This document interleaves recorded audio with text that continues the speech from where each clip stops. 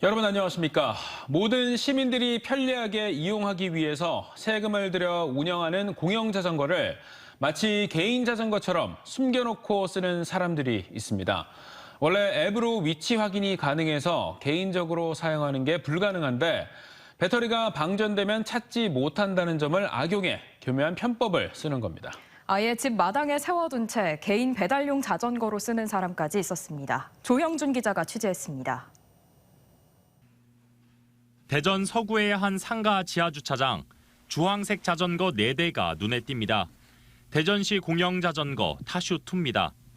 지정된 대여소에 있어야 할 공영자전거가 마치 개인 자전거처럼 보관되고 있습니다.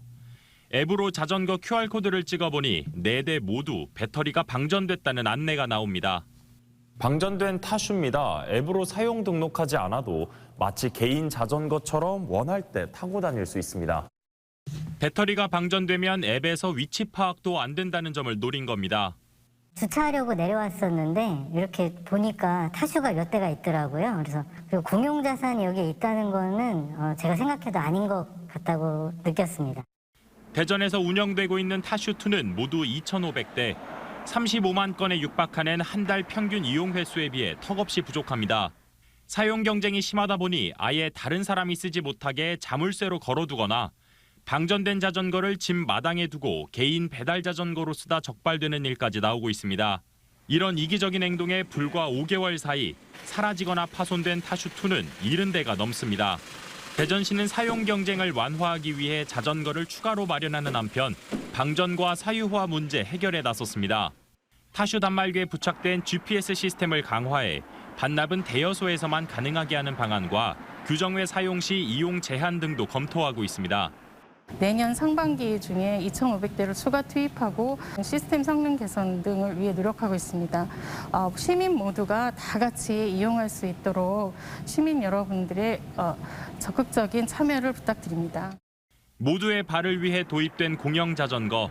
내 편의만 생각하는 이기적인 마음이 다른 이용자까지 불편하게 만들고 있습니다. TJB 조형준입니다. 충남대와 한밭대가 오는 28일 통합 논의 시작 선포식을 열고 이후 가칭 대학통합 공동협의 추진위원회 결성을 위한 본격적인 실무회의를 진행하기로 했습니다. 두 대학은 추진위를 내년 초 구성한 뒤 통합안 마련을 위한 대학 간 실무회의, 공동용역, 학내 구성원 공론화 과정 등을 거쳐 최종 통합안을 마련한다는 일정을 계획한 것으로 알려졌습니다. 하지만 두 대학의 통합에 대해 그동안 일부 재학생과 교직원, 동문들의 반대가 거셌던 만큼 통합을 놓고 학내 구성원들의 우려를 불식시켜야 한다는 것이 최대 난제가 되고 있습니다. 대전 도시철도 2호선 트램 전 구간이 외부에 전력선이 드러나지 않는 무가선 방식으로 건설됩니다. 대전시가 내후년 착공에 들어가 2028년까지 개통하겠다며 오늘 트램 건설 방식을 확정해 발표했습니다. 태미고개 등 경사가 심한 곳은 지하하고 트램 속도를 높이기로 했지만 기본계획 수립 당시보다 2배나 늘어난 총 사업비를 놓고 정부를 어떻게 설득하느냐가 최대 관건입니다. 김철진 기자입니다. 대전 도시철도 2호선 트램이 전력 공급선이 외부로 드러나지 않는 무가선으로 건설됩니다. 민선 7기에서 채택했던 배터리 기반 유무가선 혼용 방식 대신 세계에서 가장 긴 38.1km 전 구간이 무가선 트램으로 추진되는 겁니다. 다만 급전 방식은 특정 기술을 사전 채택하지 않고 제작사 간 기술 가격 경쟁을 붙이는 기술 제한 입찰을 통해 결정하기로 했습니다. LTO 배터리를 비롯해 정차하는 동안 충전하는 슈퍼캡과 배터리를 혼용하는 하이브리드 팩, 바닥에 설치한 가선으로 충전하는 지면급전, 수소 연료 전지 등이 후보군입니다. 제작사 간 기술 경쟁을 유도하여 최신 기술을 적용하고 초기 비용, 안전성, 유지 관리 용이성 등을 고려하여 트램 노선에 최적화된 방식을 최종 결정할 것입니다. 경사가 심하고 교통체증 우려가 큰 태미고개와 불티고개, 자양고개, 동부내거리 등 3.6km 구간은 지하화하고 하루 교통량이 6만여 대에 이르는 한밭대로 1.7km 구간은 기존 7차로에서 8에서 9차로로 확장됩니다. 이를 통해 기본 설계 당시 시속 20km에 못 미쳤던 트램 속도는 시내버스보다 빠른 22km 초반대로 높아질 전망입니다. 트램 추진 계획이 확정된 가운데 가장 큰 관건은 국비 확보입니다. 총 사업비가 2년 전 기본 설계 당시 7,400억대에서 1조 5천억대로 2배나 늘어난 만큼 증액된 사업비 확정 과정에서 난항이 불가피하기 때문입니다. 보통은 20% 내로 다 맞추려고 노력을 하거든요. 근데 지금 이게 더블이 더 넘게 됐으니까 이런 경우가 아마 기재부도 없었을걸요, 거의. 다만 수차례 증액을 거쳐 2조 8천억대로 불어난 광주 지하철 2호선에 비하면 트램이 1조 원 이상 저렴한 데다 대전의 도시철도 비중이 특광역시 중 가장 낮다는 점은 지역 형평성 차원에서 정부 지원이 절실한 대목입니다. 대전시는 지역 정치권과 공조해 내년까지 총사업비 조정을 마무리 짓고 2024년 상반기 착공에 들어가 2028년까지 트램을 개통한다는 계획입니다. TJB 김철진입니다. 어제 저녁 7시 43분쯤 공주시 이인면의 편도 2차선 도로를 달리던 SUV 차량이 승마장에서 탈출한 말을 들이받았습니다. 이 사고로 말은 현장에서 즉사했으며 SUV 차량에 타고 있던 61살 남성 등 3명이 중경상을 입고 병원으로 옮겨졌습니다. 또 뒤따르던 차량 2대가 부딪혀 3중 추돌 사고로 이어졌지만 인명피해는 없었습니다. 경찰과 소방당국은 사고 30여 분 전 500m 떨어진 인근 승마장에서 말이 탈출했다는 신고를 받고 말을 찾던 중이었습니다. 최근 천안에서 민원인들의 공무원 폭행이 잇따르면서 천안 공무원 노조가 공무집행을 방해하고 인권을 짓밟은 가해자를 엄벌해 줄 것과 피해 공무원 구제 지원, 재발 방지 대책 마련을 촉구했습니다. 지난 9일 직산업행정복지센터에서는 고성을 지르며 난동을 부리는 50대 민원인을 만류하던 20대 공무원 A씨가 민원인에게 뺨을 맞고 2, 3m가량 뒤로 나가 떨어져 입안이 터지는 부상을 당했습니다. 또 오늘 오전 복명동 행정복지센터에서는 집 주변 제설 작업이 이루어지지 않았다며 55살 B씨가 찾아와 욕설과 함께 말리던 직원 4명을 폭행해 경찰에 입건됐습니다. 충남도는 민원인들에 의한 피해 공무원 지원 조례를 마련 중으로 가해자에 대한 강력한 처벌 규정 마련도 요구되고 있습니다. TJB가 단독 보도로 전해드렸던 물에 빠진 차량에서 운전자를 구조한 이성호 씨가 LG 의인상을 수상했습니다. LG 복지재단은 위험을 무릅쓰고 깊은 수심의 하천에 뛰어들어 인명을 구조했다며 이 씨에게 LG 의인상을 수여하기로 했습니다. 이 씨는 지난 9월 22일 오후 1시 50분쯤 대전 중구 뿌리공원 주차장에서 주차 연습을 하던 차량이 수심 2.5m 깊이의 유등천에 빠지자 직접 헤엄쳐 들어가 운전자를 구조했습니다. 고금리 여파로 집값 하락, 거래 실종으로 대변되는 올해 주택 경기, 내년에는 과연 어떨까요? 집값 하락세가 이어지겠지만 점차 하락폭이 둔화되기 시작해 내년 하반기 이후에는 보합세로 전환될 것이라는 전망이 우세한데요. 다만 금리 기조가 언제 바뀌느냐에 따라 주택시장 회복 시기가 갈릴 것으로 보입니다. 김건규 기자의 보도입니다. 최근 미분양을 넘어 청약률 제로 아파트까지 나올 정도로 주택 경기가 주저앉았습니다. 무엇보다 고금리 여파가 큽니다. 2년 전 40% 넘는 단기 폭등 피로감으로 이미 금리가 오르기 전부터 하락세로 돌아선 세종의 아파트값은 올 들어 14%나 떨어졌고 전국적으로 6% 가까이 하락했습니다. 주택 매매 거래량은 10월 말 기준 전국적으로나 대전, 세종, 충남 지역이나 전년 대비 반토막이 날 정도로 매수 심리가 실종됐습니다. 내년은 어떨까요? 일단 과거 1997년 IMF 외환 위기, 2008년 금융 위기 때는 금리가 하락하며 이듬해 경기 회복과 함께 집값이 빠르게 상승했지만 이번에는 과거와 같은 V자 회복은 어려워 보입니다.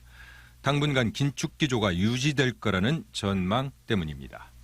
이번에는 이제 금리가 올라간 상태에서 경제에 저점이 오지도 않았고 그래서 이제 그 경제 회복 시기나 주택 가격이 회복하는 그 시점도 과거 위기에 비해서는 조금 늦게 올 것 같다라는 예상이에요. 내년에도 집값 하락세가 이어지겠지만 금리 인상이 정점을 지나 새로 조정된 주택 공시가와 세제 완화안이 시행되는 4월부터 하락폭이 둔화되기 시작해서 4분기쯤에는 보합세로 돌아설 거라는 전망이 우세합니다. 주택산업연구원이 주택수급지수 등을 토대로 한 예측 결과 내년 집값 추가 하락폭은 3.5에서 5% 정도로 예상됩니다. 전문가들은 집값이 바닥을 찍고 반등하는 시점을 대체로 내년 말이나 2024년 상반기로 보고 있는데 이는 금리 하향 전환 예상 시기와 맞물려 있습니다. 미국의 금리 인상이 멈추고 보합세로 가거나 혹은 하락을 할 때 우리나라 이제 부동산 시장도 그 심리가 바뀌는 거죠. 이제 부동산을 구매할 때가 되는구나라고 어떤 트리거 역할을 할 거고요. 그 시점이 이제 내년 하반기나 후년 상반기 그 정도쯤으로 보고 있습니다. 전문가들은 아울러 고금리 여파에 따른 경기 침체, 건설업체들의 자금난과 부실 여부가 주택 경기 회복 시기를 가늠하는 또 하나의 중대 변수가 될 것으로 보고 있습니다. TJB 김건규입니다. 박희조 대전 동구청장이 동구의회가 여야 기싸움으로 내년도 본 예산을 부결시킨 것과 관련해 조속한 여야 합의를 촉구했습니다. 박 구청장은 오는 31일까지 예산안이 처리되지 않으면 준예산 체제에 돌입해 필수 경비를 제외하고 민생과 관련된 약 2,600억 원을 집행하지 못하게 된다며 협치 정신을 보여달라고 호소했습니다. 한편 여야가 각각 5명씩 동수인 동구의회는 지난 16일 2023년도 본예산 표결을 진행했지만 여야가 내놓은 수정안에 대해 서로 반대표를 던지면서 예산안 처리가 무산된 바 있습니다. 대전 대덕구가 초등학교 4학년에서 6학년 아이들에게 매달 2만 원씩 지급해온 어린이 용돈 수당이 1년 만에 폐지됩니다. 대덕구의회가 통과시킨 5,283억 원 규모의 내년도 본예산 가운데 어린이 용돈 수당 지급에 필요한 10억 원이 반영되지 않았습니다. 최충규 구청장은 최근 주민 841명을 대상으로 설문조사를 실시한 결과 70.4%가 어린이 용돈 수당 폐지에 찬성했다며 대신 저소득층 어린이 지원에 쓰겠다고 밝혔습니다. 대덕구 지역화폐인 대덕 1호음도 지역화폐 발행에 필요한 사업비에 정부 지원이 불투명해지면서 예산이 반영되지 않아 사실상 폐지 수순을 밟게 됐습니다. 자동차처럼 바다에서도 하이브리드 선박이 처음 등장했습니다. 충남도가 환경정화 전용선으로 전국 최초로 디젤과 전기를 동력으로 쓰는 하이브리드 선박을 배치했는데요. 환경오염을 줄이고 오염사고 방제 작업을 지원하는 등 다양한 효과가 기대됩니다. 강진원 기자입니다. 항구에서 청소 차량을 싣고 난 뒤 배가 미끄러지듯 먼 바다를 향해 나아갑니다. 국내 최초로 선을 보이는 하이브리드 선박 늘푸른 충남호입니다. 자동차와 같이 내연기관과 배터리를 교차 사용해 구동하며 고속에는 디젤, 근거리와 저속에서는 전기가 동력입니다. 디젤 기관으로 운항할 때 배터리는 자동 충전됩니다. 이 배는 전기로만 운항하고 있습니다. 이 경우 마치 도로를 달리는 전기차처럼 소음이 거의 발생하지 않고 있습니다. 전기로만 최대 40분간 4마일을 6노트, 시속 11km 속도로 운항할 수 있고 오염물 저감 효과와 40%가량의 연료비 절감이 예상됩니다. 지난 2020년 친환경 선박 법률이 제정된 이후 충남이 처음 건조해 현장에 배치했습니다. 저희가 이제 입항과 출항할 때 그 오염물질 저감을 하기 위해서 그때 사용하고 있습니다. 디젤하고는 그 파워, 그 힘에 조금 차이가 있을 뿐이지 뭐 운항하는 데는 전혀 진향이 없습니다. 늘푸른 충남호는 서해 섬을 돌며 쓰레기를 수거하는 역할을 합니다. 예전에는 충남 각 시군이 관할섬에서 소형 선박으로 채웠지만 전용 선박이 배치됨에 따라 한 달에 한 번씩의 빠른 수거가 가능해졌습니다. 도내 18개 도서 지역에 매월 이제 순회하면서 해양 쓰레기를 육상으로 운반하여 깨끗한 도서 환경 만드는 데 기여할 예정입니다. 특히 충남은 지난해 해양 쓰레기 수거량이 13,000톤으로 전국 3번째를 기록한 만큼 친환경 선박을 통한 환경 정화 활동은 더욱 큰 의미가 있어 보입니다. TJB 강진원입니다. 영하 10도 안팎의 한파가 이어지면서 서산 가로림만 앞바다가 얼어붙어 어민들의 피해가 예상됩니다. 바닷물이 얼어붙은 서산 가로림만에는 때이른 강추위로 올겨울 들어 첫 저수온주의보가 내려졌는데 이는 지난해보다 열흘가량 빠른 것입니다. 이에 따라 바다 위 어선들은 조업에 나가지 못하게 됐고 굴 양식 어민 등도 수확을 제때 하지 못할까 발을 동동 구르고 있습니다. 이완섭 서산시장이 내년 상반기까지 신청사 최종 입지 선정을 완료하고 임기 내 착공하도록 하겠다고 밝혔습니다. 이 시장은 현 시청사는 50년가량 경과돼 노후되고 협소해 해외 자매도시 방문단 행사를 청사에서 하지 못하고 외부에서 한 사례도 있다며 서산 시민의 자존심 문제라고 밝혔습니다.